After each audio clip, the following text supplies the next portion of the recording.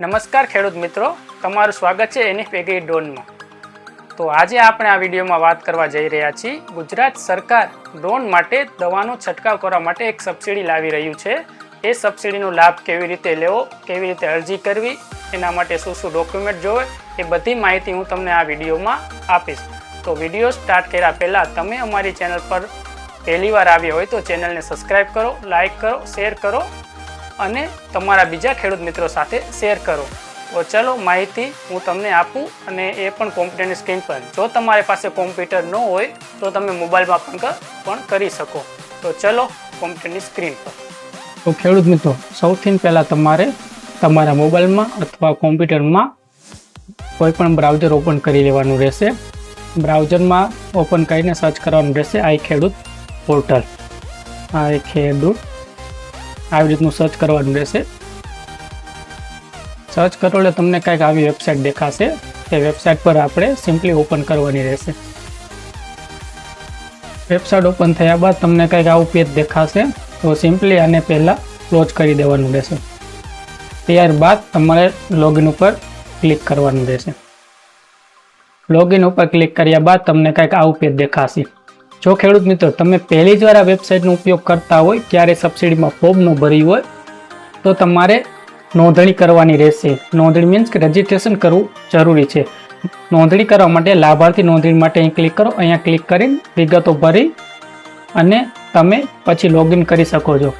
મેં પહેલેથી જ રજિસ્ટ્રેશન કરેલું છે, તો હું ડાયરેક્ટ મોબાઈલ નંબર અને ઓટીપી અથવા પાસવર્ડ ડાલીને લોગિન કરી દઈશ। અહીંયા મોબાઈલ નંબર નાખવાનો આવશે। પછી જો તમારે પાસવર્ડ યાદ ન હોય તો ઓટીપી દ્વારા પણ તમે લોગિન કરી શકો છો।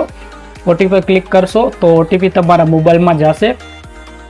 જે ઓટીપી તમે દાખલ કરી કેપ્ચા ફિલ કરી લોગિન ઉપર ક્લિક કરી દેવાનું રહેશે।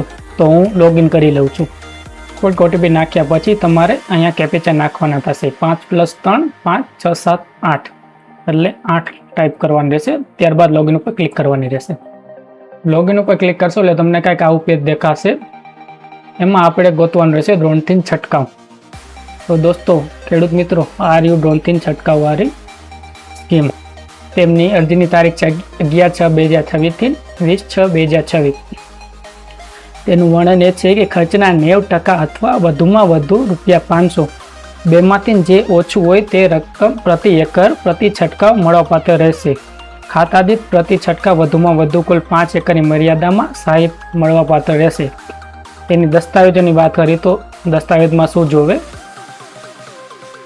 દસ્તાવેજમાં દિવ્યાંગનું પ્રમાણપત્રની નકલ જો લાગુ પડતું હોય તો, વન અધિકારી પ્રમાણપત્રની નકલ લાગુ પડતું હોય તો, એ પણ જાતિનું પ્રમાણપત્ર પણ લાગુ પડતું હોય તો, જો સંયુક્ત ખાતેદાર હોય એ કિસ્સામાં બાંયધરી પત્રક જરૂરી છે। બેંકની પાસબુક અથવા કેન્સલ ચેક જોશે, આધાર કાર્ડ જોશે, અરજીની સહીવાળી નકલ જોશે અને ખરીદી બિલ 7/8ની નકલ જોશે। તો સિમ્પલી ક્લોઝ કરી દઈ અને વધુ જોવા ઉપર ક્લિક કરી આપણે વધુ જોવામાં જે પહેલાં આપણે ખર્ચનું હતું તે એમનામ લાઈન છે। કૃષિ ક્ષેત્રે ડ્રોન ટેકનોલોજી કૃષિ વિમાનનો ઉપયોગ 100% રાજ્ય પુરસ્કાર।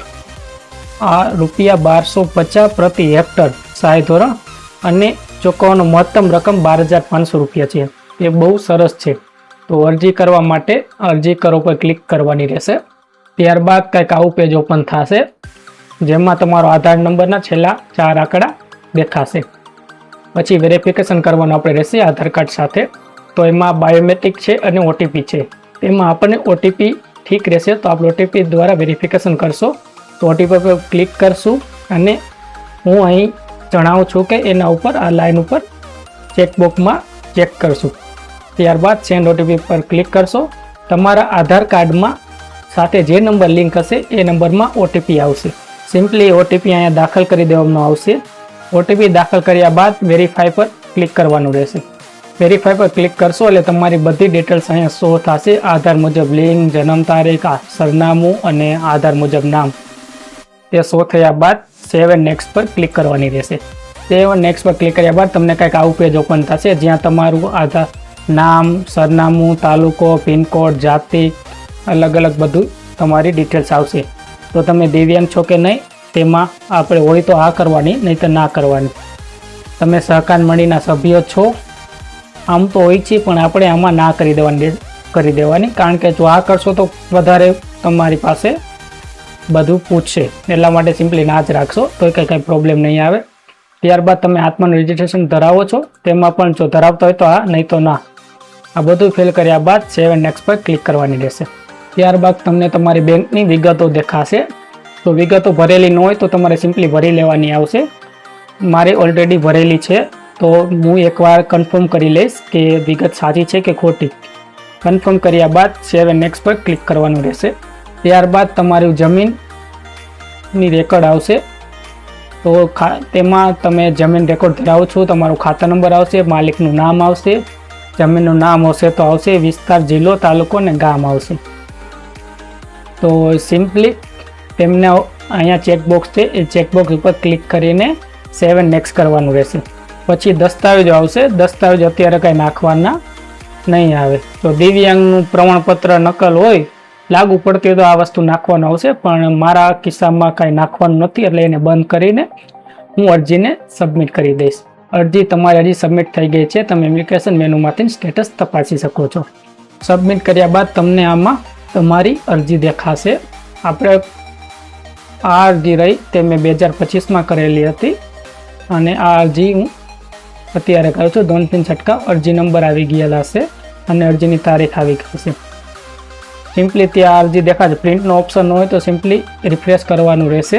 હજી પણ અરજીનો પ્રિન્ટ કરવાનો ઓપ્શન ન થયો, 5-10 મિનિટ તમે વેઇટ કરશો એટલે આ ઓપ્શન આવી જશે. તો ખેડૂત મિત્રો, આવી રીતે તમે ડ્રોન છંટકાવની અરજી કરી શકો છો. જો તમને અરજી કરવા બાબતે કાંઈ પણ જાતનો ક્વેશ્ચન હોય તો કોમેન્ટમાં મને કહેજો. હું તમારો આન્સર આપવાની ટ્રાય કરીશ અને હું તમારી મદદ કરીશ. તો ખેડૂત મિત્રો, કેવો લાગ્યો આ વિડીયો? જો વિડીયો સારો લાગ્યો હોય તો વિડીયોને લાઇક કરજો અને બીજાને છંટકાવ માટેની અરજી કરવા માટે આ વિડીયોને તમારા ખેડૂત મિત્રો સાથે શેર કરજો અને આવા જ વિડીયો જોવા માટે અમારી ચેનલને સબસ્ક્રાઈબ જરૂર કરજો. હા મિત્રો, આના માટે નેક્સ્ટ પ્રોસેસ શું થવાની છે તે તમારા નજીકના જે ડ્રોન સર્વિસ પ્રોવાઈડર હોય તેમની સાથે ડિસ્કસ કરી લેજો અને એ તમને સમજાવશે કે કેવી રીતે તમારે અરજીની હવે આગળ પ્રોસેસ કરવાની રહેશે. પૂર્વ મંજૂરી મળ્યા બાદ તે તમને ગાઈડ કરશે. તો આટલું જ હતું આ વિડીયોમાં. તો મળી આગલા વિડીયોમાં. ત્યાં સુધી bye bye and take care.